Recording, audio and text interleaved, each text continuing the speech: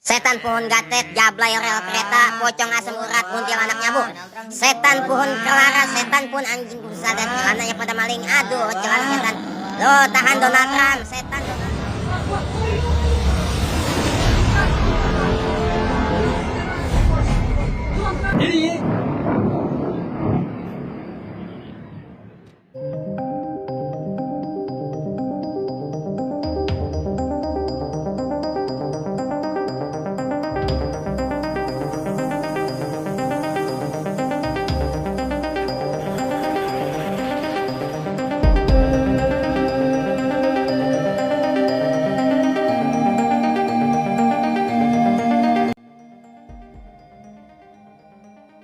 Donald Trump kembali ke Washington dalam kondisi yang terlihat tertekan.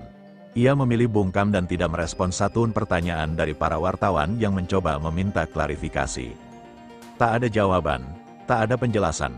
Ia berjalan gontai sangat berat dengan bahu sedikit membungkuk. Beberapa orang bahkan berbisik, ia tampak seperti mayat hidup yang berjalan di antara kilatan kamera yang menjepretnya. Menurut para analis di berbagai penjuru dunia, keguncangan Trump ini terjadi karena Amerika dan Israel tak pernah benar-benar menyangka Iran akan bertahan sekuat itu. Mengira Iran akan runtuh seperti Irak atau Libya setelah pemimpinnya tewas atau akan menyerah seperti Venezuela setelah presidennya diculik. Tapi Iran bukan Venezuela. Iran adalah sebuah negara dengan sejarah ribuan tahun yang membentuk identitas nasional, jauh lebih tua daripada Amerika Serikat yang baru berdiri tahun 1776. Namun keguncangan Trump tidak berhenti di situ. Tekanan justru datang dari arah yang tidak terduga, yaitu dari sekutu-sekutunya di Eropa. Ketika ia berharap mendapat dukungan logistik untuk melanjutkan operasi militer, satu persatu negara NATO justru memasang tembok dan enggan membantu. Pukulan pertama datang dari Madrid, Spanyol dengan tegas menolak memberikan akses penggunaan pangkalan militernya untuk menyerang Iran.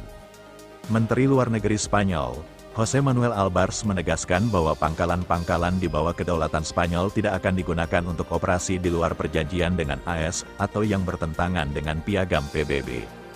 Menteri Pertahanan Spanyol, Margarita Robles bahkan memerintahkan agar pesawat-pesawat militer Amerika ditarik dan disingkirkan dari pangkalan-pangkalan di wilayah Spanyol. Reaksi Trump meledak-ledak. Dalam pertemuan dengan Kanselir Jerman Friedrich Merz di ruang oval, ia menyebut Spanyol sebagai sekutu yang sangat buruk. Ia mengancam akan memutus seluruh hubungan dagang dengan Spanyol. Kami tidak ingin berurusan lagi dengan Spanyol, katanya dengan nada geram. Namun yang membuat Trump semakin tertekan adalah respons Perdana Menteri Spanyol Pedro Sánchez. Alih-alih gentar menghadapi ancaman ekonomi dari negara adidaya, Sánchez justru tampil di depan publik dengan pidato yang tegas. Ia meringkas posisi pemerintahannya dalam 4 kata, no to the war, atau tidak untuk perang. Lebih dari itu, Sánchez mengingatkan Trump agar tidak mengulangi tragedi masa lalu. Dunia, Eropa, dan Spanyol pernah mengalami momen kritis seperti ini sebelumnya. Pada tahun 2003, beberapa pemimpin yang tidak bertanggung jawab menyeret kita ke perang ilegal di Timur Tengah yang hanya membawa ketidakamanan dan penderitaan, ujarnya. Seorang insinyur perangkat lunak di Madrid, Gemma Tamarit mengatakan, Trump itu marah. Kami tidak takut padanya. Salut untuk Sánchez karena berani melawannya. Belum reda amarah Trump pada Spanyol.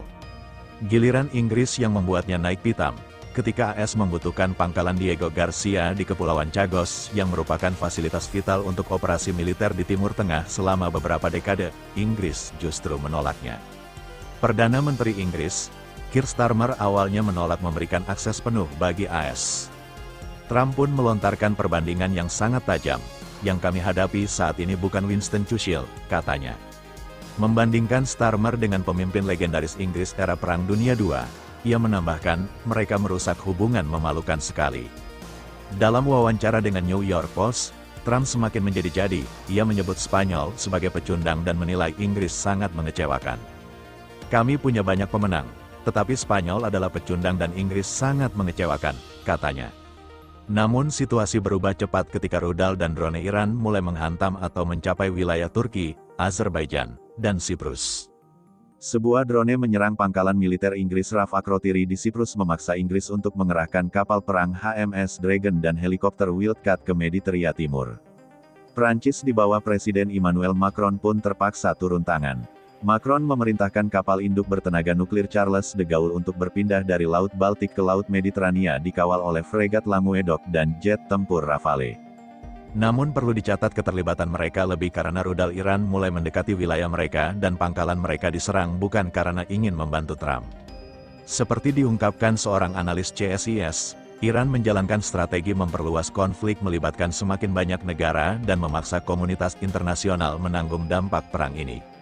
Samwa Atona, kontrak sosial Iran yang membuat Trump semakin linglung. Konsep Sami Nawaona, kami mendengar dan kami taat dalam konteks Iran tidak seperti kepatuhan yang lahir dari komando keras sebagaimana dalam dunia militer. Saminawa Atona di sini adalah sebuah kontrak sosial yang lahir dari kesadaran bahwa negara harus dipimpin oleh satu nakoda yang menjadi penunjuk arah yang nantinya harus ditaati demi menjaga bahtera tetap berlayar. Hubungan antara rakyat dan pemimpin ini pun tidak dibiarkan liar, tetapi dilembagakan dengan sangat indah melalui prinsip wilayatul faqih atau kepemimpinan ulama. Maka ketika seorang pemimpin yang faqih berbicara, ucapannya bukan sekedar perintah, ia adalah sebuah fatwa, seruan yang langsung menyentuh keyakinan yang paling dasar dalam jiwa rakyat Iran.